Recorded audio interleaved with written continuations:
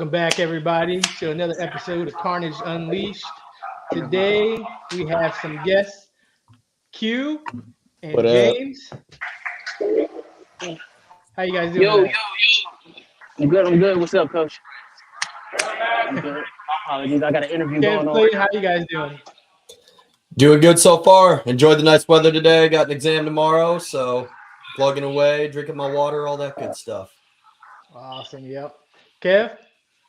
Yeah, same here, man. I'm just real excited, getting ready to cover the NFL draft later on. So the off season's been keeping me busy with all these free agent signings, So I feel like I'm attached to my computer, but I'm here for it.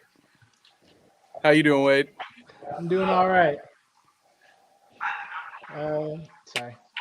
Yeah, I'm doing well. Just been a busy day today. So, I'm always yeah. jealous of who said they can drink water, though. Because I got to stay away. I got to sip water because I can't get bigger. I didn't even think about that. That's my bad team. You're good. Yeah, so let's jump right into it. James, we haven't had you on here before, and tell the people who you are, where you from. They call me James F. Haley. You know what I'm saying? This is Apex. We always repped out over here real quick. They just got done with jiu-jitsu, but I'm an acro fighter. You know what I'm saying? Something simple. Ain't too much of everything or nothing.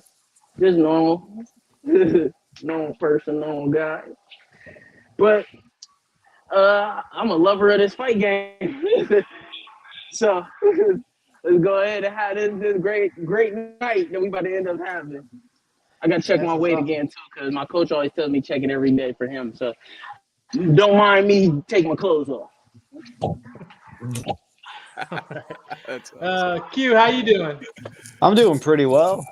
Pretty well. Weight's on point. Chilling. Just waiting to weigh in. Wishing you could drink some water. Yeah. Yeah. Agua. Yeah. I got my last little bit right here. I've just been sipping on. So for those of you people watching, Q and James are going to be fighting this weekend at Renegade Rumble 7, I believe. And Q, this is your debut. Yep, pro debut. Awesome. Congratulations, How you feeling with that? man. I'm feeling pretty good. I can't wait to use some of the tools that you couldn't use as an amateur. And the day before weigh-in's always nice. When I fought Kentucky, we could do that. And I just felt better the next day, honestly, just taking that extra time to just rehydrate. Yeah, you got any extra nerves going into a pro debut rather than your amateur, or?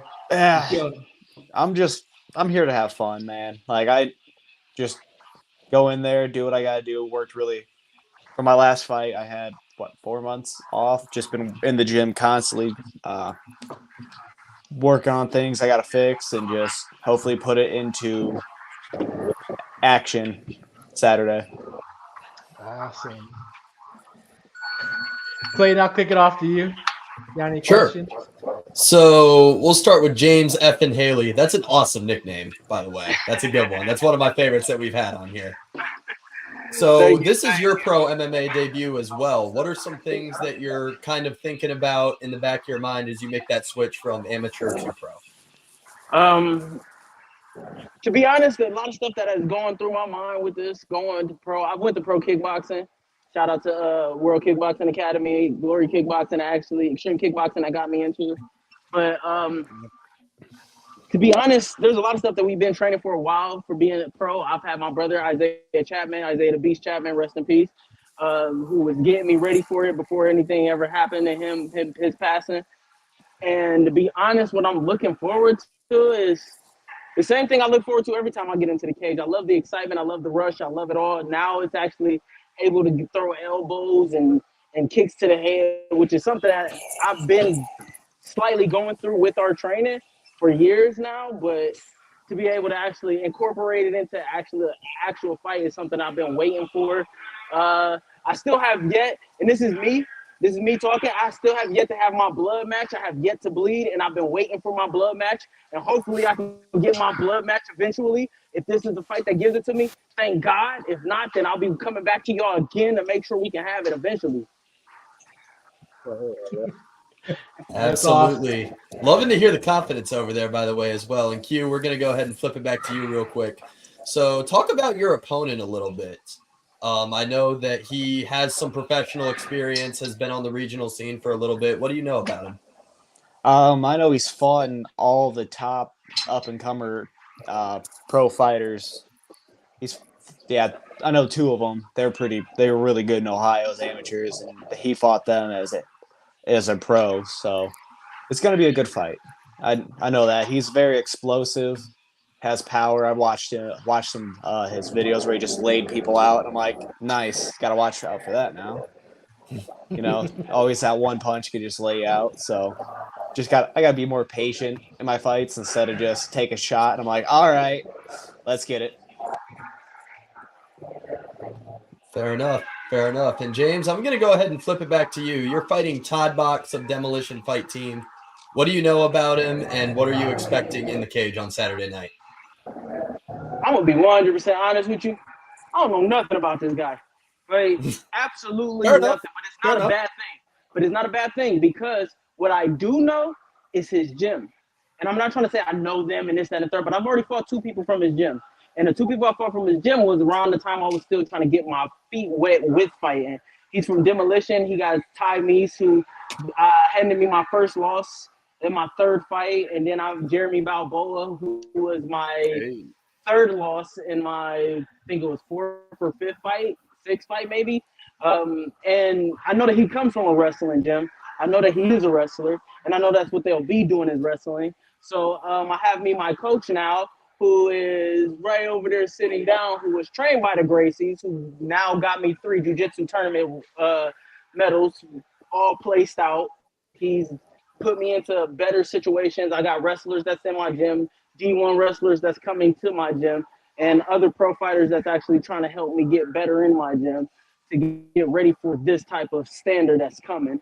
So I'm very excited to actually get to try my hand now with another wrestler, not only from Demolition, but I feel like this is slightly my redemption match for already going against 2 other Demolition guys that I just found out was his teammates, by the way.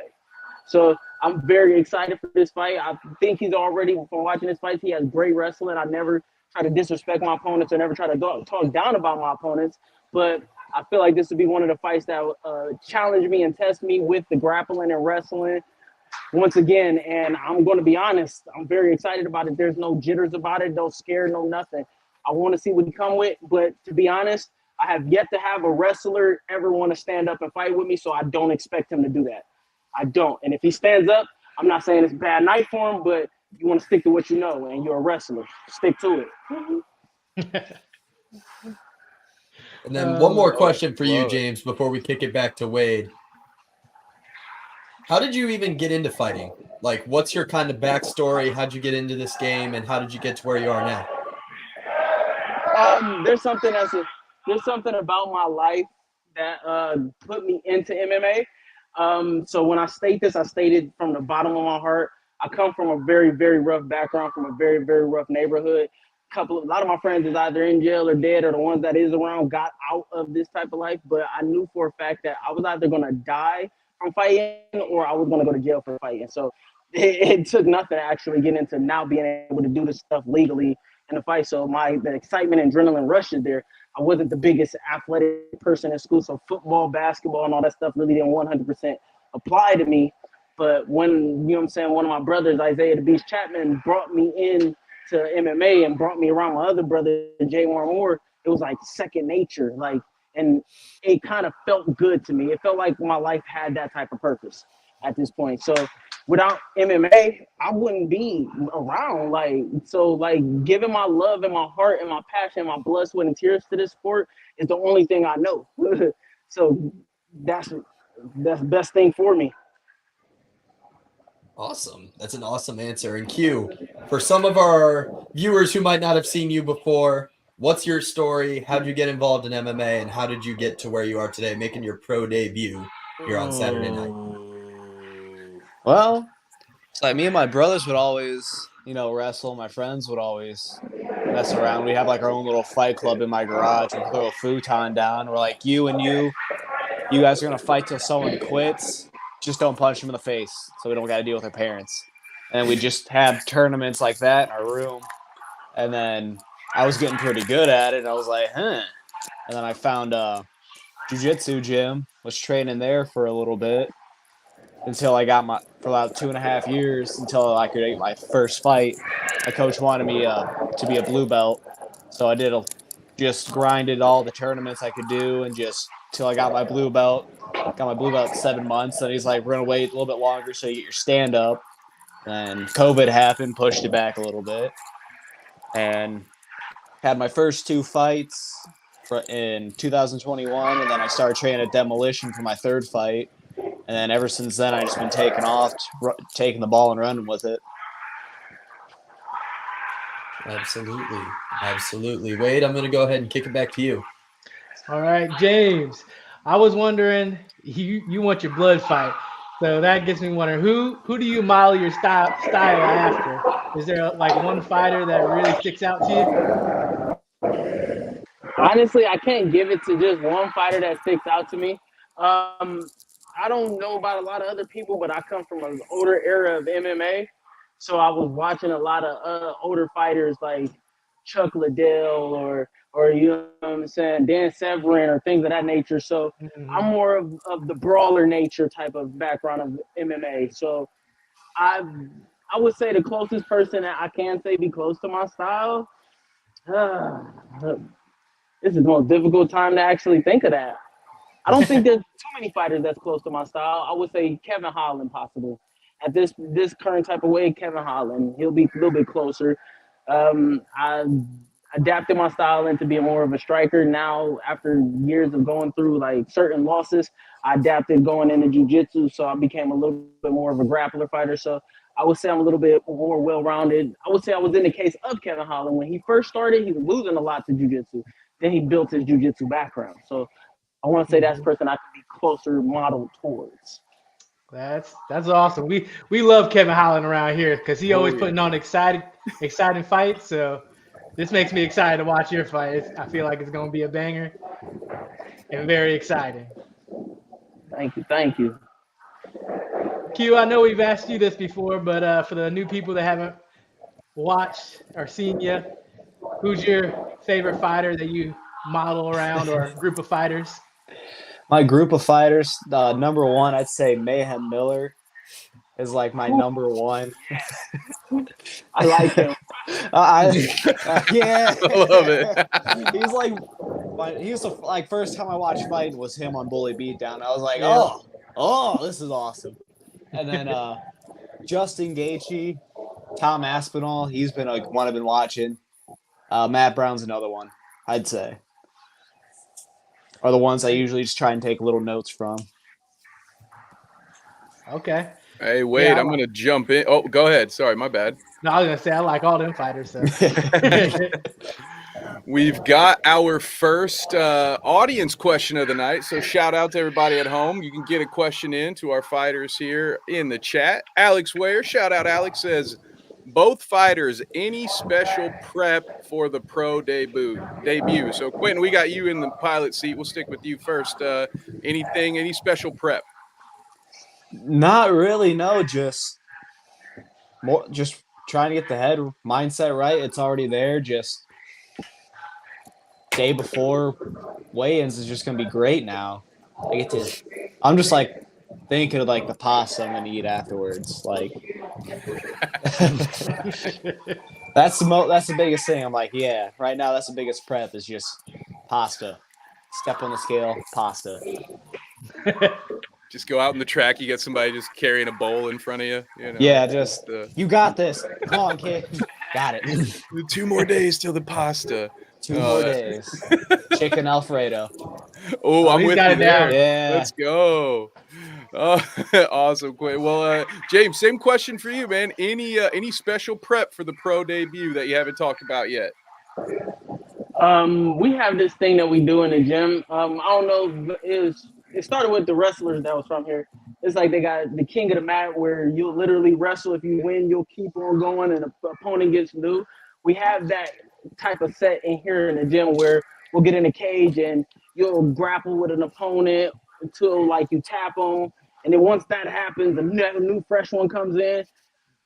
That was incorporated with now doing 5-minute rounds. It actually was one of the things that made me feel like, yo, this is real now. Like you getting prepped for this, and now my coach is like, that's something that you're going to be doing from now on because you're a pro now. And I'm like, well, it ignited me and sparked me because I'm like, yeah, I love to go. I'm sorry, I can go all day. I love it, but at the same time, it's now like, yo, different for the body. Like you get better from it. Like it's way different. The weight cutting never mattered because I've always been able to cut weight. But the actual, like now jumping from amateur to jumping up to pro, the training changes. Things get different. It makes your body have to reacclimate to learning something that you know already. So it makes it feel new. Okay. That makes perfect sense. I appreciate you both for that answer. And again, thank you to the crowd out there. Get your questions in while we still got the fighters here. We always appreciate you. Even you lurkers out there that are just watching, we love you too. I'll pass things back to Wade. I was just gonna say, yeah, I know about King of the Mat. I was a wrestler growing up in high school, so we did that King of the Mat, and tell you what, I can work your cardio big time. Yeah. It was one of my favorite basketball drills back in the day too, to be honest, right? Where you just like, you got to get the stop to stay in, and you know, stop gets a point, bucket gets you on defense. You can only score on defense. Those are some grind sessions. So I can't even imagine. I mean, that pales in comparison to wrestling another human being on the mat. But I do love that. I love that one-on-one intensity. So yeah, Wade, what else you got for us? Q, back to you. Speaking of your pasta, did you have any like special prep now that you're a pro? Like, did you really focus in on your nutrition as you do the weight cut? I've always been pretty good with my nutrition. I got one of those calorie counting apps, whatever you want to call it. So I stick to like a lot of high protein diets and stuff like that. I don't really mess. I took a lot of like actual bread out. I don't eat a lot more bread, but I do a lot of carbs still. Just bread is just meh right now. Yeah. I kind of got like a hyper focus on potatoes, and so I just been like baked potatoes, just throwing them in the oven and just pulling them out, eggs and baked potatoes. Oh, nice. Yeah. Yeah. And Make it real simple. Yeah, I make everything simple. I don't want to overdo it. I'm like, that's for afterwards, where I don't gotta like weigh everything out and do everything. I'll sit. For sure. All right, James, how about you? Any special diet to now that you're a pro? I know I'm gonna get in trouble because my coach has been walking around and watching me say a lot of stuff, but I just don't care. Okay, you know I like to eat. Me personally, I never really had to worry about my weight because I've always been active. I have ADHD, so I've like always been active. So I can make my weight at any time, but I love to eat, and I can't have my steak. I can't have none of my protein type of shakes that I like. I usually like lifting, but seeing as I got to come down to 45, I cannot, you know what I'm saying, I cannot eat all I want. So shout outs to the jerk, Ryan Clark, my coach. Yeah, I mean, he's not the biggest jerk, but he a jerk because he won't let me eat. But I love eating. Like when I heard Quentin say pasta, in the back of my head, I was like, now I don't want steak anymore. I want pasta now after the fight. After the fight, I know what I want. And I'm going to Olive Garden the first chance I get. Oh yeah, some endless breadsticks. That's awesome. Now, I guess for nutrition, do you guys believe that like eating certain stuff can give you a competitive edge? I'll stick with you, James. Honestly, yes and no. It depends on what you eat. Like, I'm more of a clean eater, even still. Like, I find ways to clean eat, even if I eat anything I want. I feel personally, I'm a steak person. I love my red meat. I feel like it gives me my advantage to keep my energy, my proteins. Like, it doesn't take away from me as much as it may for others. It actually gives me more fuel. But I do like to have my protein shakes. Like before I started fighting, I was lifting a lot. So I was like, let me get my protein shakes, eat this, eat the eggs, eat that, keep eating, lifting, eating. So me personally, I feel like high protein foods give me my best like energy. It gives me my it's like I don't know, I'm an anime person. I don't know if you can see it on my arms, but the dragon, it's my sensu bean. Okay, like Nice. I Hey, feel there like we go. it boosts me. So if I'm able to eat like that, I feel like I'm untouchable, personally. Okay. Q, do you believe like certain foods are better for you for the fight game and gives you a competitive edge? Ah, yeah. I don't. I'm saying, trying to think. I don't really do. I don't eat like if you're eating fast food all day. Yeah, that's not a. I don't think you're gonna do too well in the cage. You're gonna be eating all that fast. You're just sitting there like, Dairy Queen, third time today. It's my meal prep. Hey, that's expensive, but still. No, I keep it simple. I just basic meats, carbs. I do a lot of carbs from the fruit I eat. Hmm. Oats. I do a nice bowl of oats in the morning before like a nice workout. Get all that energy just so I can do. I do endurance a lot, so I can just keep going and going and going Hmm. and going. Energizer bunny. That's awesome. Yeah. For me, the research I've watched, and I've watched a lot of UFC people. Like, I do think that certain foods and the way you eat can give you competitive edge. Um, Clayton, I'm gonna pass it over to you. Do you have any questions? I do. So, Q, you're already there, so we'll stick with you. Talk about your prep for this fight, training partner wise. Who have you been training with, and who's been helping you get ready? Oh hell! Pretty much everyone at the Black Market Jiu Jitsu, because we just do Jiu Jitsu rounds, and my coach Justin Flemings and Rex Hoffel, my teammate Rex Hoffel and Aaron Mock, they've helped me out a lot too. Uh, and then at Demolition, Dylan, Mateo, Todd, he's been helping me out with mine. He's same height and everything with my guy, so that's helping out. Trying to think who else helped me. David Music from Demolitions helped me out too. Yeah, okay. This just You I got got a crew over there, Q. yeah, no, it was hell doing the gauntlet. I bet, dude. Yeah. Oh Had yeah. to stare down Mateo, and I'm like, he's like, why you gotta be so pissed off looking all the time? Yeah, there's no rest round in that grouping, man. Yeah, you have your No. work cut out for you. Oh, and another one, Sam Kern. He's helped me out with a lot of my striking down in Demolition too. Just like fine tuning my kicks and punches. Since he's a Muay Thai guy, he's helping to sell my elbows too. So Dude, one of these days I want to do a Muay Thai show. Just mm, fight 1, fight 12, Muay Thai all day. Give me 4 hours of it. I want it. I need it. yeah. Well, I love how one champion does there. So like, all right, we got Muay Thai, MMA, grappling, back to Muay Thai, MMA. Then we got straight boxing. It's I'd take that awesome. too. That's a Oh nice yeah. card. Switching it all up. I love it. James, we're going to go ahead and flip over to you. I believe you're the first Apex fighter we've had here on Carnage Unleashed. So talk about your gym, talk about some of your coaches and some of your training partners who've been helping you get ready.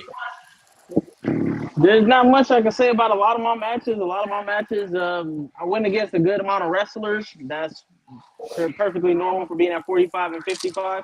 But my teammates has actually been getting me prepared to actually deal with wrestlers in jiu-jitsu from my teammate Branson Price, who was ranked one of the top 20 fighters in Ohio, to Dusty Schaefer, which was another one of my teammates who's ranked top 20. That's been getting me ready for grappling. I got another teammate who's top 5 right now in Cage Thunder named Matt Brown. Actually, Matt Brown is his name.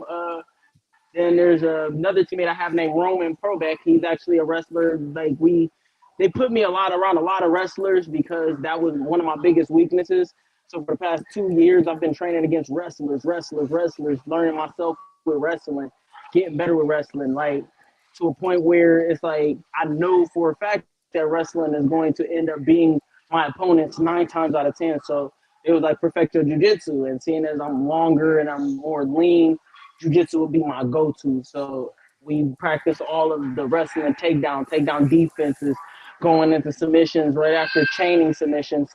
Like I said, I ended up going up against a couple of guys from Demolition already, knowing that they are wrestlers, and Ty Meese and Jeremy Balboa, knowing that they are wrestlers. So it's time to actually ramp up my grappling. So we practice grappling. For me, it was usually once a week. Now it's like 3 to 4 times a week. And then it's situational sparring. Then it's situational grappling. Then it's once we go into sparring, not to sound like this type of person, but from pros to amateurs, when they ever come to our gym during sparring, they be like, yeah, y'all spar too hard.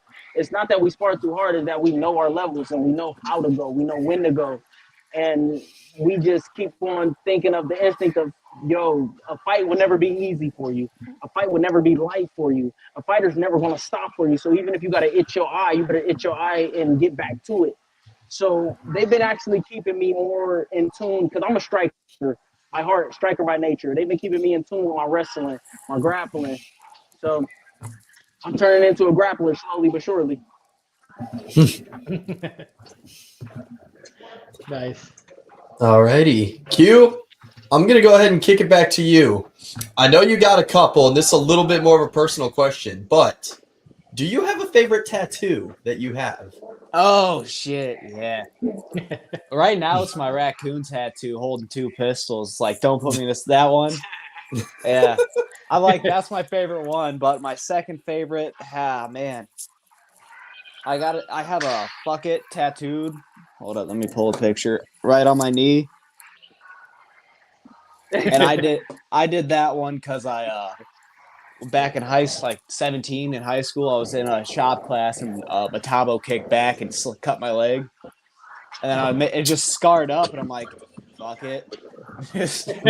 So it's a life motto, honestly, right now is fuck it. Let's go. Yeah, Fair people enough, are interested fair in that raccoon tattoo, Quentin. Oh yeah, I'll pull that. Yes. Oh, hell yeah. There we go. Yeah. I love that. That's a good one, Q. That's a good one.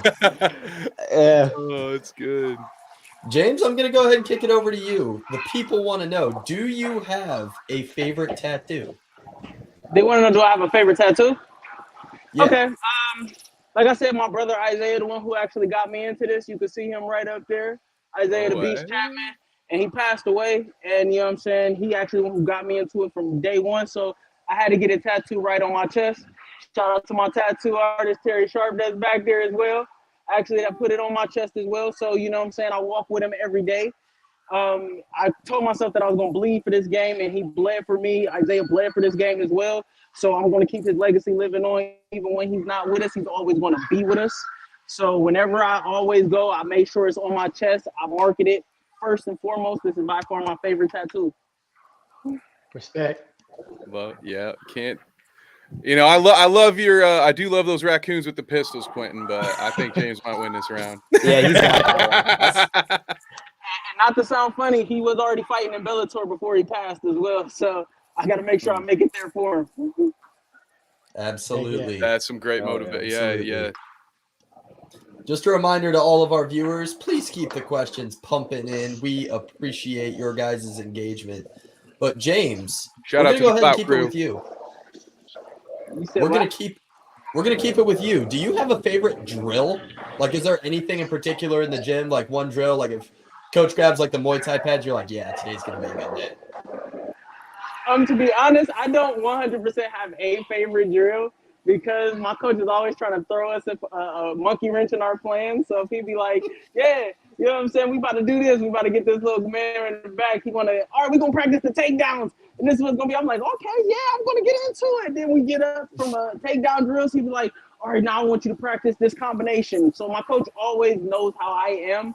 I like to keep everything fresh so I can learn more and more and more.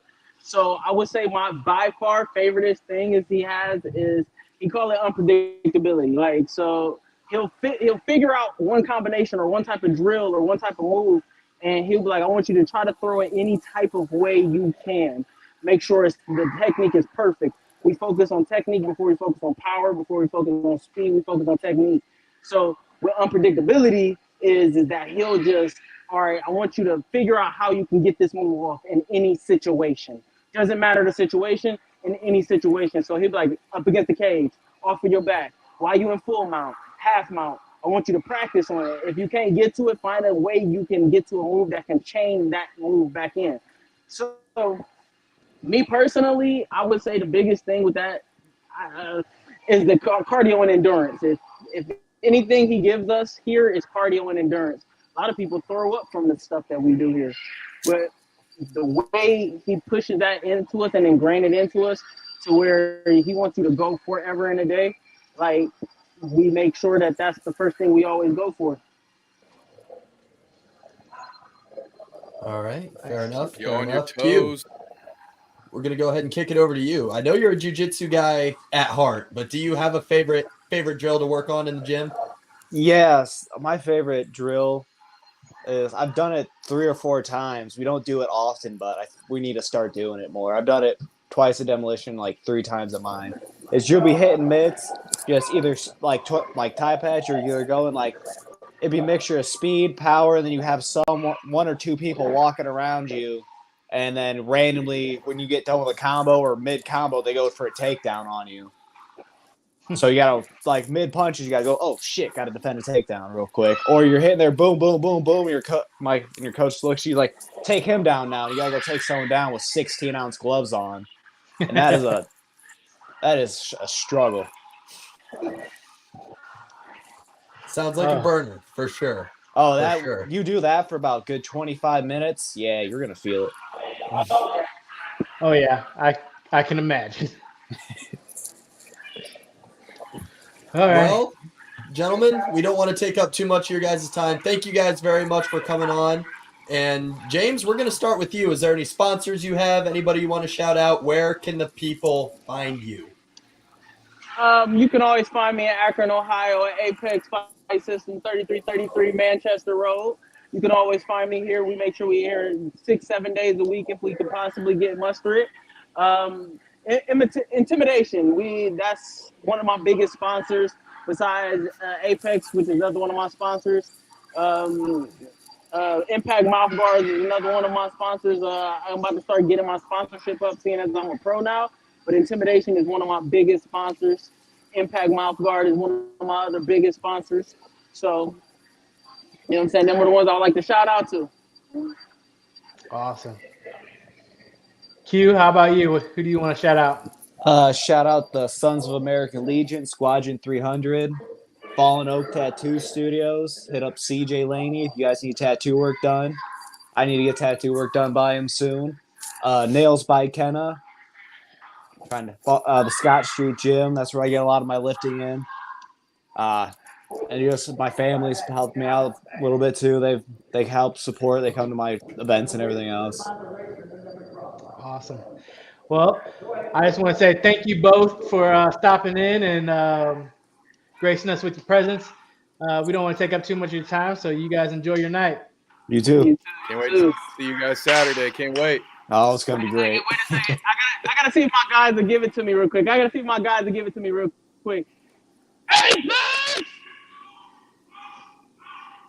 that's all I needed. That's all. What a send off. Yeah, have a good one. Thank you guys so much. Thank you. Thank you. All right. That was phenomenal. Once again, you can catch both those guys in action. When is that, Wade? Was that this Saturday, I think? I don't know. I feel like I have to work Potentially. Saturday at 7? Yep. That's right. And if you can't watch it live, you're going to have to just sit here and listen to Clayton and I talk about it on the pay-per-view. Carnage Media. You can find that on all of our social medias, although I will say Facebook will be back soon. All right. I think somebody got in trouble with the government or something. And somehow we're just all caught up in it. No, it's my fault. It'll be clear. For some reason I've been Facebook disabled, but Carnage Media is still around on Twitter, YouTube. Catch us there. You can find the links on bitesizesports.com as well. We'll have them posted there. But yeah, don't miss Renegade Rumble this Saturday. But gentlemen, I'm going to need you to help me out just a little bit, because while I got to watch that amazing Ego boxing event from the Pickwa Center, I didn't get to see it live like you. I was so jealous. I will have you know. I hope, guys, to all of my dear comrades at Major League Indoor Soccer, please plug your ears, okay? Because I do love you. This is not has nothing to do with you. But when I got there into the Pickwa Center and saw you guys setting up a ring in the middle of a mall, I was like, damn, dude, really? Like, really? This is the weekend we're double booked? Like, this is the one I don't get to see live? Shout out, of course, to the Ohio Extreme. I do love it. Catch us on MLISpro.com. But Wade, Clayton, I'm going to let you guys lead me through this one. Where do we start with Ego Boxing? Yeah, well, we're going to start with, like what you said, they set it up in the middle of Pickwa Center, of the mall. And in the mall. Sorry, it was wild.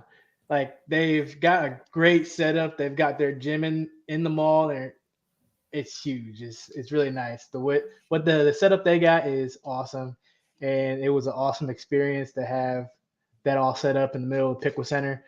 And it was packed. It was crowded. It had to probably be at least like 1,000 people there. It was wild. And you know, when you get a crowd like that, you just see Miller Lite cans. It seems like just appearing out of nowhere. It was a good crowd. It was fun. Definitely supported their people. Obviously, Smileback Training Center, Fightopia MMA, literally down the hallway from where they held the event. So when their guys won, it was kind of chaos, and it almost seemed like you could hear a pin drop when one of them would get upset. So made for an entertaining night. Overall, great night of fights. Shout out to the Connors. They did a great job here. But Wade, let's talk about some performances. Personally, RJ Flores had a great showing. Yes. As always. As you Carnage Media faithful know, RJ is going to get in there and he's going to put on a show. It was a good time. Love watching him fight. I'm going to say he is a real MVP. His last 2 fights have been short notice fights, and he just goes out there and puts a performance on. And he came up short in the one. This one, he did not. He got the decision win. On top of just doing that, Wade, because that's 100% accurate, but he also jumps in. What was it for the kickboxing tournament? What was it, like 20? The guy was like 20 pounds heavier than him. Yeah. I can't remember. The dude was massive. Because Gary was giving me a hard time at the commentary table. He's like, because I was like, we need to get RJ back for these tournaments. He's like, no, Kevin, all right. He's already fighting somebody. I'm not gonna see him matched up against any more 175 guys. So yeah, not only to stand in there and go toe to toe, but to put on those performances, and in this case, get the dub. The first one was like a week notice. This one was literally morning of notice. And he was like, you know what? I'm always down. Yeah, that's crazy. Alex says that here. Shout out to Alex. RJ did amazing getting the call morning of. Like, that's wild. And that's I do think that is a testament. You guys have been around the team, especially you and Wade. I know especially Wade, you and Zach especially have been around Demolition Fight team a lot longer than I have. But it seems to be a par for the course with that. You know, those guys and gals are always ready and willing. You know, RJ's leading the pack, I think, right now, because he gets the most opportunities to fill in right now. But everybody, I mean, all the way up to Dylan Budka, who's had to wait for that call to fill in for somebody else to get his first UFC fight. Hell, that's how he got into the UFC, right? Was it not a short notice for them to get to the Contender Series in the first place? So, yeah, a testament to the team, I think. You know, what they say, one of my favorite lines, and remember the Titans, attitude reflects leadership, Captain. Hey. So, let's go. Left side, strong side. Yeah, so, yeah, kudos to RJ for that win and stepping in late or last minute. But we kicked off the card like with Zakari versus Phillips, and that opened up with a TKO victory by Sakari. He went in there and put on a performance, and we've seen him multiple times, and he looked clean and crisp, and he put the pressure on Phillips, and he just couldn't get the angles because Zakari was cutting him off and just overwhelming him. That was nice. Quick too. Yeah, that second round. Yep. Yeah, Moody's been doing great. We've had the luxury of seeing him a few times on Carnage Media. We had the luxury to talk with Dom Zinder. One week we had him at the commentary. We know a lot of those folks on that team, and they are well trained, well versed students of the game. And so it was nice to see Zakari continue to improve. So he's definitely seems like somebody that's going places to me, Wade. Yeah, I think so. Very skilled. Clayton, did you have another one that stuck out to you? I don't want to jump too far ahead because obviously we got to talk about the main event. Mhm. But honestly, one of my favorite performances personally came in a loss. Connor Smith. He was we could even see visually at the desk. He was so much smaller than I believe he fought CJ Helms. Yeah. He was so much smaller, but that kid's heart is bigger than his chest. I love watching that kid fight. He's going to get in there no matter what. We saw it in Carnage kickboxing. You know, he was about as small of a 45er as we could have had, but he got in there and went toe-to-toe with whoever we put in front of him. So overall, I really enjoyed Connor's performance, even if he came up short. He's fighting again this weekend, so. Yeah, it's classic too. I was just gonna say, if there's anybody that's given RJ a run for the most about it, dude, that we at least call fights for, it's got to be Connor. I mean, he was making jokes when we had the last Carnage fight series about, I'll jump into the heavyweight. I don't know if Coach would allow that one, but we've made those jokes before. Yeah, Connor's probably showing up with weights in his pocket, so he can fight. So he's ready to fight anybody. Tip of the cap. I'm not going to take my hat off because we got some good viewers here. I can see you guys out there on Twitter. So shout out, get at us, fire a tweet at us if you want to be a part of the show. We can see you out there. But yeah, guys, that was another good one. Or Wade, I guess I'll kick it to you. Do you have any thoughts on Connor's fight as well? Yeah, I just want to say kudos to him. I think that's going to play a big factor when he turns pro because he's going in there up weight classes, down weight classes, and getting all that experience. So when he gets about it, when he gets a pro, it's all going to be his weight class, and he's going to been there, done that. He's going to have all that experience, and I think he's going to have a really good pro career when he turns pro. He's still so young.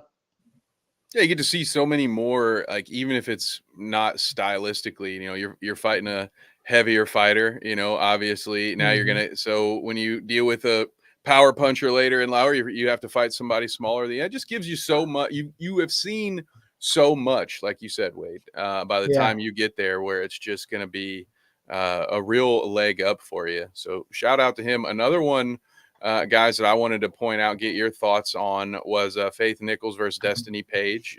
Two of our most notorious fighters on the Carnage Media YouTube channel. I believe Destiny is still one half of our most viewed fight to date on YouTube, her and Sydney Leith. Shout out to Sydney as well. And then Faith is right behind those two. I think her fight might be second or third on YouTube as far as most views. So these were two. This was another one that I was sad when I walked into that awesome mall and had to borrow some equipment from you guys and just saw how cool things looked. But I was already sad coming into this one because I knew some of the fights on this card. This wasn't the only time. There was also the Nasia and help me out, guys. Sierra. Yeah. Thank you. For some reason, I had it as Cecilia. I knew that was wrong, but that was a rematch. I was excited about that one. I was really excited to see Faith Nichols and Destiny Page. So, did you guys have any thoughts on that battle? I thought it was it was very technical. They were in there. They didn't stop. They didn't slow. As of with the lighter weights, they just got cardio for days, and they just can throw. And they Gentlemen, I will say, I gotta correct you guys. Faith Nichols versus Emily Adkins has 19,000 views on Carnage Media's YouTube, while Sydney Leith versus Destiny Page, 16,000. Faith is at the top now. Yeah, okay. I didn't think that. A new queen of Carnage. Heck yeah, there we go. I mean, listen, all three of them are great, by the way. But yeah, that's awesome. Thank you, Clayton, for that live update. Yeah. I was curious. I didn't know how close anybody else would be, and I was like, well, you know what? We'll give that a look. So that's Shout awesome. out, yeah. But yeah, no, I agreed. It was a technical fight. They both saw. I saw a lot from both of them that I enjoyed. I thought that maybe Destiny. I thought maybe had hit some of the heavier shots, but volume wise, I do think it was Faith. She's good at throwing feints and everything too. So like the footwork was good. The hands looked good from both fighters. So it was everything I expected it to be. Always a hard fought contest between those two. Clayton, did you have anything to add to that one? Nope, you guys summed it up very well.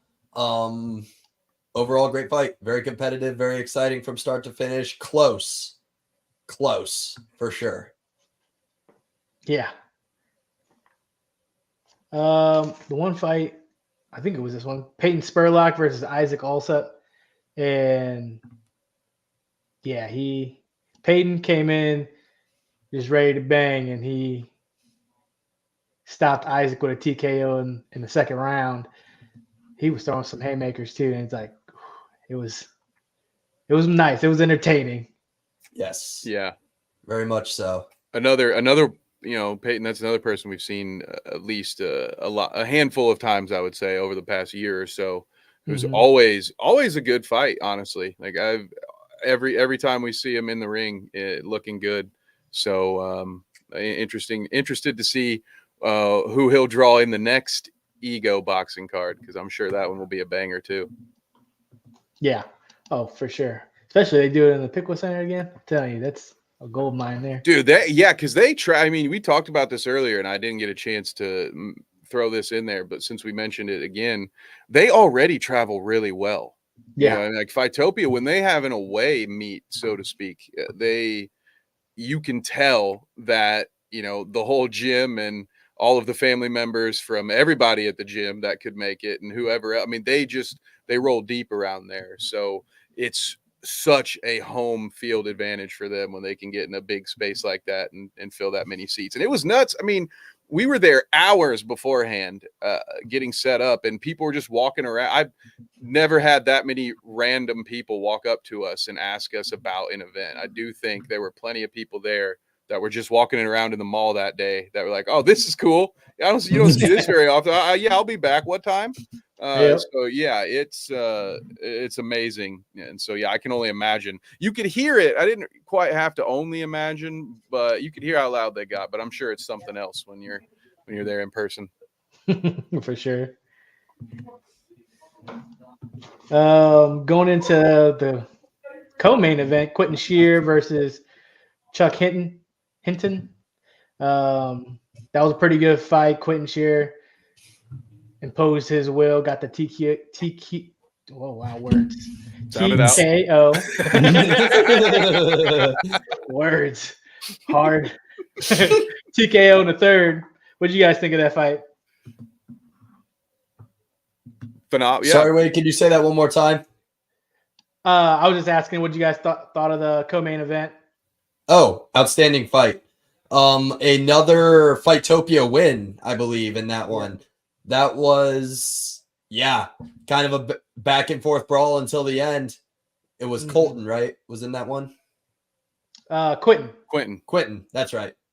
Quentin was obviously very undersized in that fight. I was talking to Zach Dominique, obviously co-founder of Carnage Media, at the table, and he said that Fightopia has been having a really hard time finding Quentin opponents because nobody wants to fight him. Like, the guy's 185 pounds of pure muscle. So shout out to the Bear King for taking that fight. He landed a couple good shots on Quentin, but Quentin was a fast starter from what I saw. Yeah. At the start of every round, he would really get after him. So, like I said, overall, very impressive performance by Quentin Shear. That might have been the loudest that we heard. We can call it an arena, right? Yeah. Call it an arena. That's the loudest that we heard that arena the entire night. Overall, great time. Interested to see what Quentin does next. I'd like to see him get back in the MMA cage here soon, but we'll see. We'll see if they can find somebody who wants to fight him again. Oh, and I was mistaken. That wasn't the co-main event. That was the one. Okay, that's why I got confused. I was like, all right, we can roll with this. But, yes, he did. Quentin was just so much faster than the Bear King. And Zach and I did the math. I think there was 171-pound difference.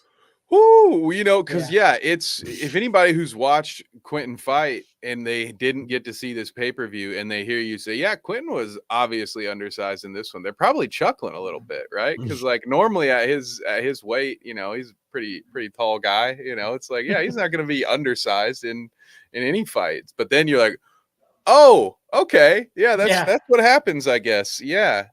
So yeah, Alex says that was a real David and Goliath fight. Yeah. Like normally those are the odds we see Connor or RJ in, you don't normally see Quentin in that position.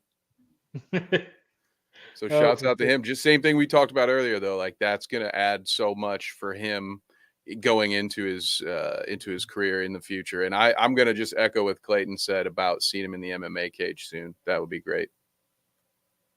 Yeah. All right. Moving on to the co-main event. Clayton. Real co-main. I'll let you take the lead on this one.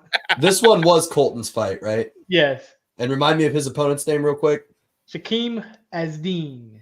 That's right. I believe Shaquem trains at New Generation in Toledo as well. Yes. If I remember correctly. Obviously, you got two great guys from two great camps, New Generation out of Toledo, and of course, Fightopia out of Piqua. And Colton ended up walking away with the victory. I thought it was a very, very quality fight, like very technical throughout.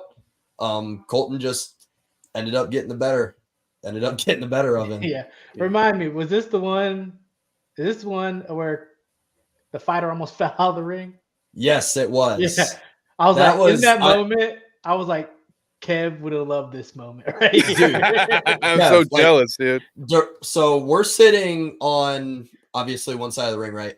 Directly across from us is where this happens. Just falls out of the ring. And I'm like, oh my God. Me and Zach both could have died, like right there, if it was on the other side of the ring. Like that could have been it. Yep. It was a first round KO, and he just goes through the ropes, and you saw him roll to the end, and then he just rolled back. I was like, oh man, that was almost. I was blown away that they let him, because I believe they gave him a standing 8 and then they let him fight again. I was blown away that they let him do that, because he literally he pulled a look Rocky 4, right? Or which one I don't remember, but one of the Rockies. Yeah, getting knocked down through the ropes. And honestly, it would have been hilarious if I was there and if it had happened on our side, because I believe this weekend was the first time I didn't have to bring my webcam for the comp, so I would have been like, oh hell yeah, it wasn't my camera, sorry boys. So I've been laughing my ass off, dude. Oh, Alex is confirmed. He fell out of the ring by the camera guy. Yeah, Alex said saw it live, right? His legs were gone. Yeah, absolutely. That's an interesting one to see. That one. I mean, we've seen fights called for a lot less, right? We've seen that. We've seen. I think we maybe earlier that night I saw fights called off for less. So it was an interesting one. But me, I'm always going to pound the drum for fighter safety. But it sounds like everybody was okay, so we're all good there. And that's why you got to watch those live shows, folks, because you never know when we're going to see a moment normally scripted for the big screen. All right. Either that or you'll get to see one of us covered in someone else's blood, which is fun. Also fun. Yeah. It's fun for you guys. Yeah. We enjoy it a little. All right. Finally, the main event, Kyle Barga versus David Music. What was your thoughts, Kev? Always an absolute banger. This was another one, when you guys were like, oh yeah, David Music's the main. I was like, I love the Ohio Extreme. I love the Ohio Extreme. A well picked main event. I mean, what you guys were there live, so one thing I know. Just from having been there before, I know that we could hear David's punches probably through our headset without the mics picking it up. What else were some things that the live audience caught that I might have missed? Clayton, I'll give it to you on that one. Overall, just a super technical fight. Like, you have two obviously very accomplished MMA guys. David's 5-1, and I think Kyle's 3-0, maybe in the cage, something like that. So obviously, that these two guys know what they're doing, right? Yep. You don't headline and like a kickoff show, an initial show without having some skill there. Overall, another very close fight.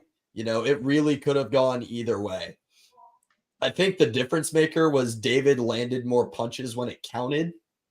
I guess when I thought it seemed like he was, I don't know, it seemed like obviously in amateur boxing, this doesn't matter as much, but like his left hook was finding a home, if I remember correctly.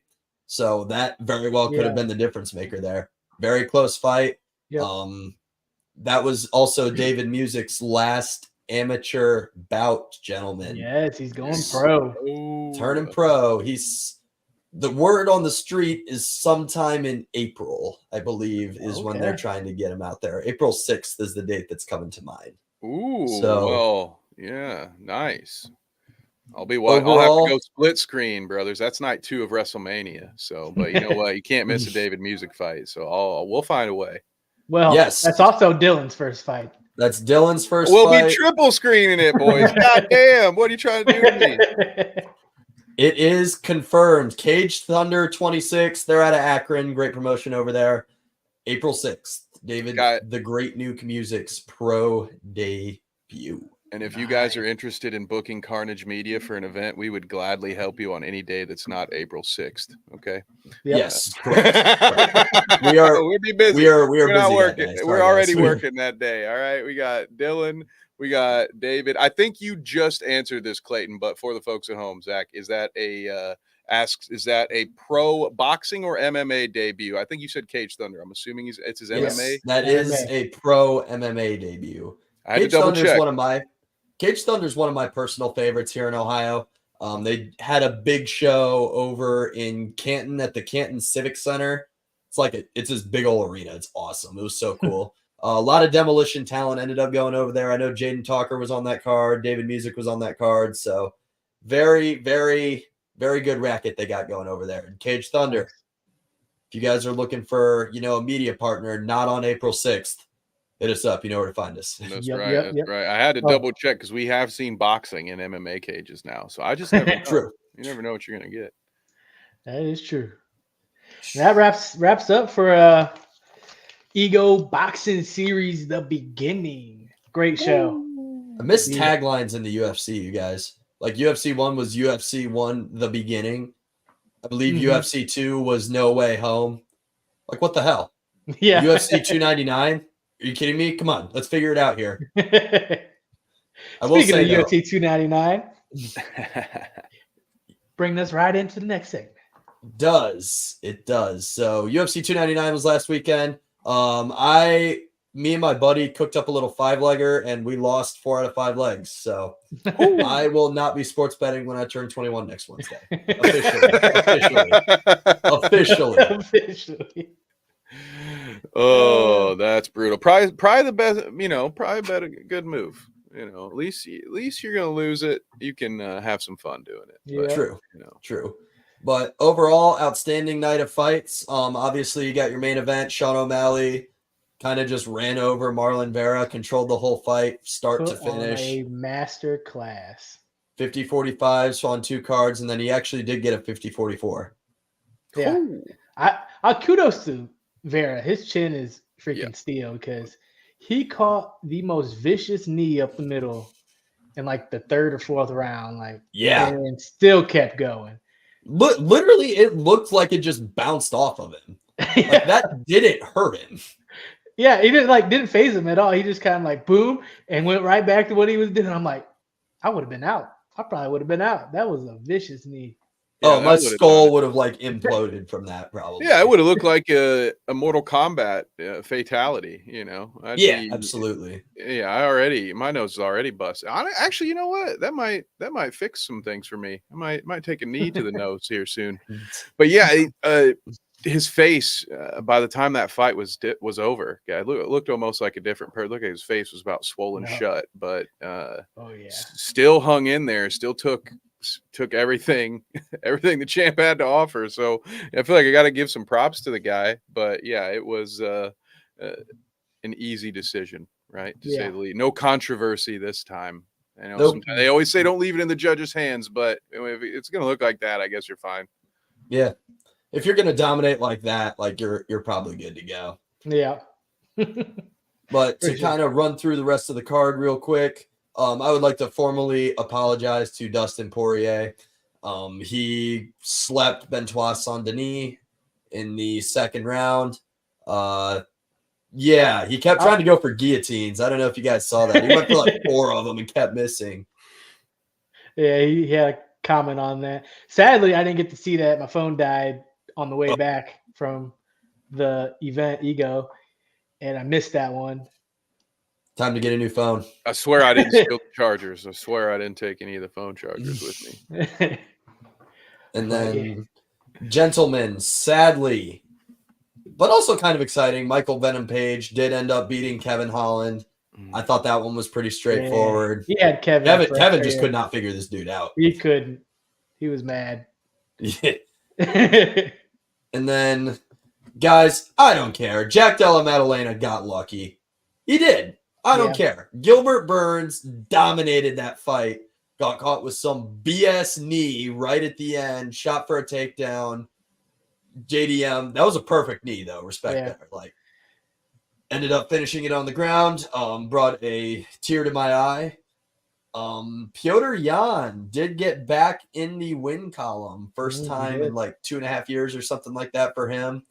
So that's good to see. Former champ ended up taking one from Song Yadong. And then a couple prelim highlights here. Curtis Blades knocked out Jalatin Almeida. That was a good fight. Good to see Curtis Blades get a win. I saw today he said he's not going to fight Cyril Gane because Gane doesn't want to fight him and has turned him down 3 times already. Really? I didn't know that. So interesting development there. And Michel Pereira, one of the fan favorites, ended up getting a submission this time. He's normally known for like trying to do side kicks off the cage and stuff like that. So, and gentlemen, I would argue one of the most interesting prospects we've ever had in MMA made his UFC debut last weekend. He's Cuban, Rebelis Despang, something like that. He is 6'7", fights at heavyweight. Just a mountain of a man. He is a former Olympic Taekwondo guy. His first 3 fights in his pro career lasted a total of 19 seconds. And I'm sorry to say, guys, he almost doubled his cage time from his first 3 fights in his 5th fight, and ended up beating Josh Parisian in 18 seconds, knocking him out while stepping backwards. Wow, he's really fallen off. That's some power there. Like, what? How? And his last 3 fights, not his first 3, my bad. His first fight didn't make it out of the first round, but he still knocked the guy out. So it doesn't really matter that much. Dude. This guy sounds like he's coming out of a Rocky movie. Yeah, guy to watch right there. He's like Yoel Romero. They make you a machine. Still to this day, one of my favorite like banter things is when Bisping was champ, Romero won a fight, and he's like, "I love you, Mike," and Michael Bisping just flipped him off. That was a good one. That's funny.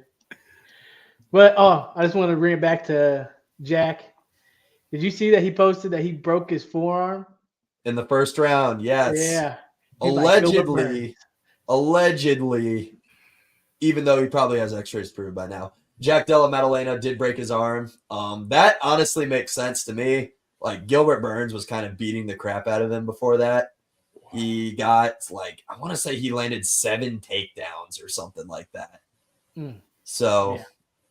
Oh, yeah. How are you going to defend if with one arm? You're not going to stop many takedowns unless you throw a knee at the right time.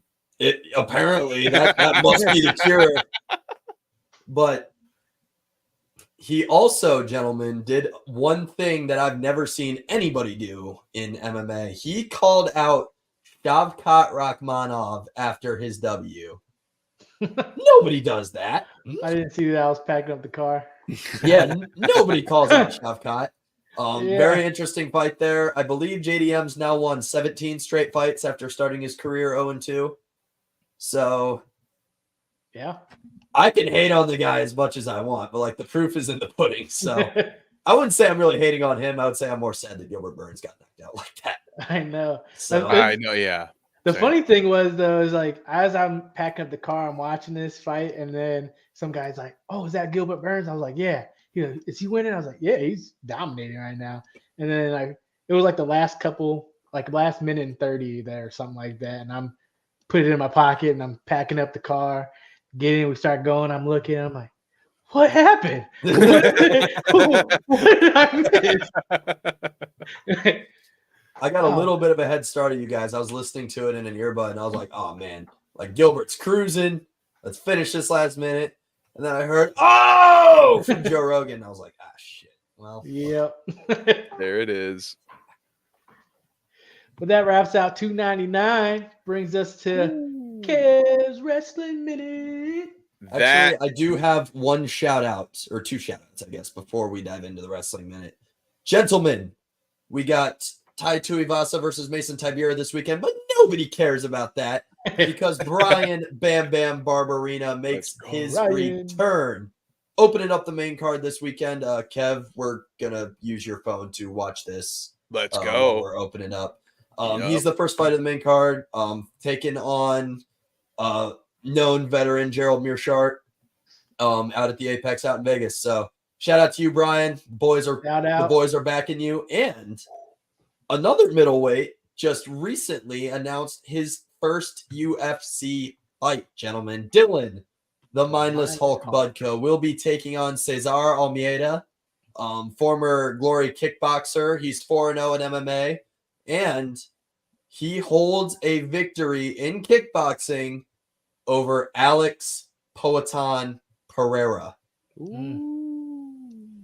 So interesting development there. He's 1-2 against Pereira, but he still beat him, right? Like that Right, yeah. Yeah, it still helps to have won one. Another Contender Series guy. Yeah, that's right. I think that's gonna be oh man, I think it's gonna be a great matchup. I think so too. Ooh, did you see that Dylan also, and I can't remember, was it Fremd? Dylan put out a post saying this is who I want next because he's been talking some shit about me, apparently. Do you know about I looked on Twitter for that and I couldn't find it, but I mean, if Dylan beats this dude, like he can fight whoever he wants, and if Josh Fremd wants some, he can go get some. So well, I love it. I mean, I love having somebody on your list already, you know. Nice little fun fact. I don't know if he wants me to put it out there, but I want to say it anyway. Zach, good old Wolfman, he fought Josh Fremd and went back when he was fighting. Really? Yeah. Back in before UFC and everything, Zach fought him. All right, we are definitely tapologying this. Oh man, we got the inside scoop, man. That's who we got to have on next week. So Josh Fremd, it looks like he got Zach with a guillotine at Iron Tiger in Finley. Yeah. Holy cow. All right. Zach's probably mad right now. He probably turned off the TV. Yeah, sorry, he boss probably man. is. I'm doing the next pay-per-view by myself, damn it. Small world. That's the funniest part about combat sports, right? Right? It's such a small world. It is. Because I didn't realize it either. He's like, and when that was announced, and Zach was like, you know who that is, right? I'm like, no, I don't remember this. And he told me, he's like, yep, I fought him. I was so pissed. Alex said what I thought Zach would say. All right, well, you'll have that on these bigger jobs, I guess. Yeah. But yeah, just fighting. Small world. That is awesome. Yeah, April 6th gonna be a very, very busy day, guys. And if we're gonna go ahead and pivot into the Wrestling Minute, I'm actually gonna move up the calendar by one day to April 5th because the night one main event of WrestleMania has been locked in. It will be The Rock and Roman Reigns versus Cody Rhodes and Seth Rollins. So huge news for WrestleMania. Going to be the biggest one of all time, most likely. They are doing some really stupid shit though. So let me tell you guys about this one. They are having They are having a 6 tag team gauntlet ladder match for the tag team titles. Like it's WrestleMania already. You already had to stretch it to 2 fucking nights. Sorry, we're past 3 minutes. And you don't have enough talent to have a 2-night pay-per-view. I'm sorry, WWE. I love the WWE. You just don't. You don't have enough talent for a 2-night pay-per-view. If you did, you'd do them every month. Okay. So you don't have the talent for it. And so then you're going to just cram to try to get as many paydays in, I guess, and say, hey, let's have 12 thrown together tag teams in a ladder match, which you're going to see at Money in the Bank here in a few months anyway. So why the hell this crap match needs to be added is absolutely beyond me. But that's the build that we'll get to look forward to as the tag teams get ready for their main event. But I'm actually going to pivot a little crumb here for the AEW fans. It's actually a big night for wrestling's second biggest promotion right now, maybe even as we're speaking. They are in Boston, and they are going to be they basically put out a little pay-per-view type card. They do that a lot. They try to make these big television events to get the ratings up. And one formerly known as Sasha Banks, the new Mercedes Moné, is going to be debuting for AEW. They did just pay 10-year Japan veteran Okada. He's like the biggest name in Japan in wrestling. So AEW has spent probably about $1 billion in the last month or so on 3 wrestlers. So we'll see. That's a bold strategy. We'll see how that one pays off, Cotton. But we have one last announcement for you guys, something that's going to be pretty cool in the wild world of wrestling. I am currently making plans to attend and potentially even get some media credentials for SummerSlam 2024, which will be in Cleveland, Ohio, gentlemen. So going to be big. Of course, we're going to have to deal with the dipshit Paul brothers both being there because it's in Cleveland and Logan still has a belt. They probably won't take it off him anytime soon. But yeah, we'll have that. So, and we'll also be staring at a Prime logo in the center of the ring. Because I forgot to tell you guys that the WWE has finally bit the bullet, just like everybody else, and they will be doing matte advertising now. The first one we saw, of course, was Prime.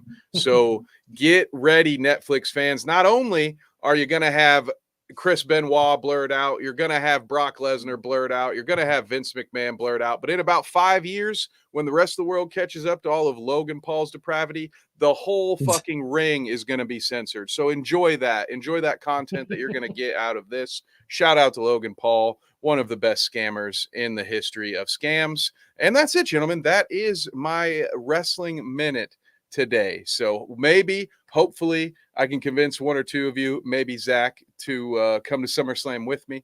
But either way, we're going to have some live coverage from that premium live event. So that's it, guys. I'm done. Wrestling Minute's out. Awesome. Well, that wraps it up for tonight. Where can I find you, Clayton? You guys can, of course, find me on Instagram and Twitter at cscalina12 and follow my podcast, The Hot Take Sports Podcast, at The Hot Take Sport. Excuse me, at Hot Take Sports 16 on all of your social media platforms, uploading every Monday. Give us a look. Kev, I believe it's your turn. One of you owes the other one a can of Coca-Cola, and I will be live again in about 20 minutes over on the Dweeb channel talking about The Bad Batch episodes 6 and 7. So James and I are planning to have a great time talking about that. So if you're a nerd like we are, come hang out. It's DD Weeb, Double D Dweeb. There you go. Find us on YouTube. We'll also be streaming on our Twitter account and my Twitter account, which is where most of you are watching this right now. So shout out to those of you on Twitter. We love to see you, and you might see me again on your feed here in just a few minutes. Sunday nights, Tuesday nights, the Clout Route, 6 to 8 p.m. You really want to go check out our last episode. We had comedian Dalton Pruitt on. That dude is hilarious. We had a great time. Went damn near 3 hours. It was a great show, so be sure to check that out. Bite Size Sports, bitesizesports.com. We are doing some sports betting now. I hesitate to say that, Clayton. I know you won't be reading those articles, but Trevor No. has built No. a model for betting the over/under on NCAA games. So if you want to be in on that, you can also just join our Discord where he posts all of them for free as well. So go ahead and check us out, Bite Size Sports. And I think if I missed anyone this week, I am so sorry. I got to start writing these down. Although I do have our pay-per-view sponsors memorized, Wade. So Me too. hurry up and get us some more. So I need a new paper. Clayton and I got this covered now. Make it harder. All right, Wade, where can they find you, sir? Yes, they can find us. Well, find me here with you guys. Carnage Unleashed Wednesdays at 7:30, as well as you can find me at Carnage Media PPV on all socials. Right now, Facebook's being dumb for some reason. We're in Facebook jail right now. We got hacked. But yeah, you can find us on Instagram, YouTube, especially YouTube. If you want to watch some past fights, go check them out. Subscribe, like, and subscribe, and you can watch all the old fights that we've covered. Twitch, Discord, pretty much anywhere. Carnage Media PPV. Thank you guys. That is right. And we do thank you all so very much. And of course, you already know what's coming, you longtime viewers. So we will see you next time. Enjoy your farewell ad. See you next week.